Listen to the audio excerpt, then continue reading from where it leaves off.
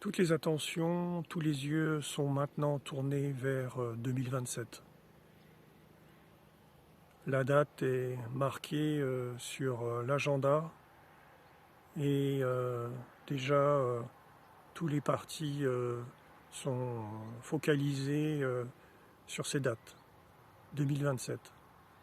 Il s'agira à la fin de la présidence, du règne, bref, la fin pour Emmanuel Macron au statut de président. Que va-t-il se passer par la suite?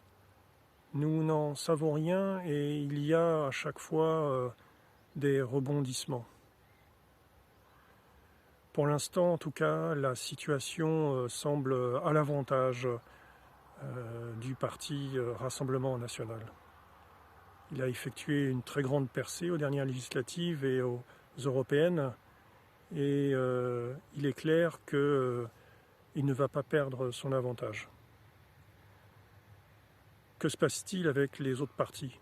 Nous sommes face à un dilemme finalement et de l'autre côté du tableau, on va dire, il y a LFI et ses excès fantasmagoriques de libération du pays par l'imposition, par le collectivisme.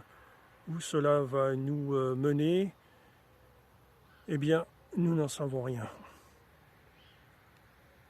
Comment se positionner, comment se projeter face à cette date de 2027 quand, comme moi-même, vous êtes entrepreneur ou quand moi-même, vous travaillez dans le privé et que vous essayez de gagner votre vie pour nourrir votre famille ou pour avancer dans vos projets personnels.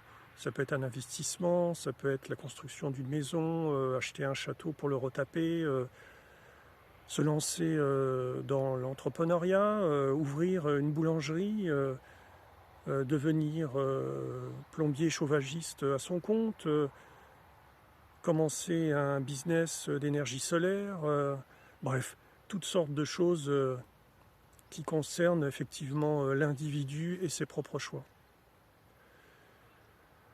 Car la situation pourrait changer économiquement si en 2027 Mélenchon arrivait au pouvoir. Pour lui, il est clair que la plupart des salariés qui travaillent dans le privé sont riches ou nantis. Si, croyez-moi.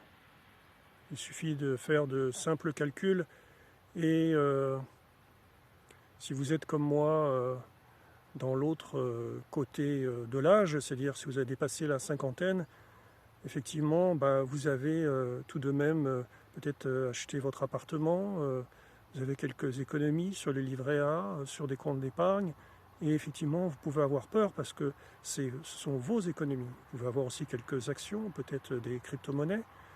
Bref, ce sont vos économies, c'est le fruit de votre travail et de votre décision d'investissement dans l'immobilier ou dans d'autres produits financiers. Et c'est votre décision ou votre parcours personnel d'avoir suivi le choix du privé pour venir travailler dans un groupe important peut-être, ou dans une PME. Peut-être avez-vous accès maintenant à un poste à responsabilité de direction et votre salaire effectivement a augmenté en conséquence. Vous êtes la cible en 2027 des choix politiques. Il ne faut pas l'oublier et dès maintenant, il s'agit d'en prendre conscience. Au-delà des aspects économiques, il y a aussi les aspects sociétaux qui sont très importants et ils sont vraiment à étudier. Il y a beaucoup de haine, beaucoup de violence et dernièrement, par exemple, j'étais sur la route, il y a en permanence de la violence, des comportements sans gêne, sans politesse. Alors bien sûr, moi-même, je ne suis pas exemplaire.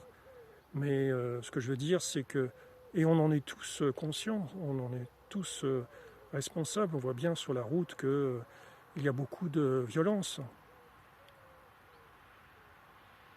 Que pouvons-nous faire? Nous avons quelques années pour réfléchir à tout ça et nous projeter.